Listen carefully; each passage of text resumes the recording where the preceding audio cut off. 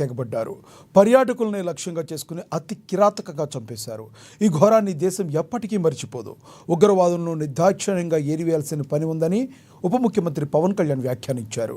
మనకు మంచితనం, కనికరం ఎక్కువైపోయాయన్నారు. కాశ్మీర్లో ఉగ్రదాడిలో ప్రాణాలు కోల్పోయిన శ్రీ పొట్టి శ్రీరాములు నెల్లూరు జిల్లా కావలి వాసి సోమిశెట్టి మధుసూదన్ రావు భౌతిక కాయం గురువారం స్వస్థలానికి చేరుకోగా పవన్ కళ్యాణ్ పూలమాలలు వేసి ఘన నివాళులు అర్పించారు. సహచర మంత్రులు నాదెండ్ల మనోహర్, ఆనం రామనారాయణ రెడ్డి, సత్యకుమార్లతో కలిసి బాధిత కుటుంబ సభ్యులను ఓదార్చారు. సుమారు గంటకు పైగా వారితో మాట్లాడారు.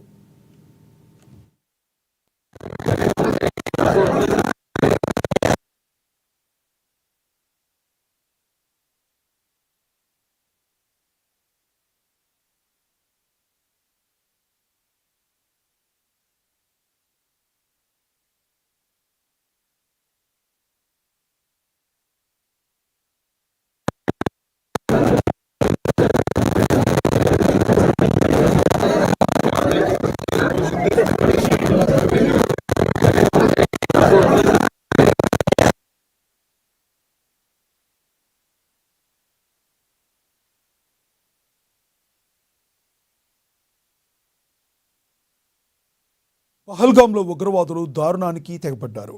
పర్యాటకుల్ని లక్ష్యంగా చేసుకుని అతి కిరాతకంగా చంపేశారు. ఈ ఘోరాన్ని దేశం ఎప్పటికీ మర్చిపోదు. ఉగ్రవాదులను నిర్దాక్షిణ్యంగా ఏరివేయాల్సిందేనని ఉప ముఖ్యమంత్రి పవన్ కళ్యాణ్ వ్యాఖ్యానించారు. మనకు మంచితనం, కనికరం ఎక్కువైపోయాయన్నారు. కాశ్మీర్లో ఉగ్రదాడిలో ప్రాణాలు కోల్పోయిన శ్రీ పొట్టి శ్రీరాములు నెల్లూరు జిల్లా కావలివాసి సోమిశెట్టి మధుసూదన్ రావు భౌతిక కాయం గురువారం స్వస్థలానికి చేరుకోగా పవన్ కళ్యాణ్ పూలమాల వేసి ఘన నివాళులు అర్పించారు. సహచర మంత్రులు నాదెండ్ల మనోహర్, ఆనం రామనారాయణ రెడ్డి, సత్యకుమార్లతో కలిసి బాధిత కుటుంబ సభ్యులను ఓదార్చారు.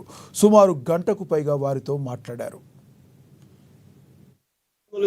మాకు సంబంధం దాని ఉద్దేశంతో నేను 3 రోజులు ఇది హాఫ్ మ్యాచ్ చేయమని చెప్పాను. సగం జెండాని మీరు చేసి ఇది మన సంతాపం తెలియాల్సిన అవసరం. ఆ రోజున నేను ప్రతిపాదించి నేను నాయకులకు చెప్పినప్పుడు ఆ రోజున మన ఆంధ్ర రాష్ట్రంలో ఉన్నారన్న వ్యక్తులు కూడా నాకు తెలియదు. కానీ ఈరోజు ఒక్కొక్క ప్రత్యక్షంగా నేను వాళ్ళు చెప్తుంది ఏంటంటే నిజంగా కడుపు తరిగిపోయాడు. చాలా చాలా బాధేస్తుంది.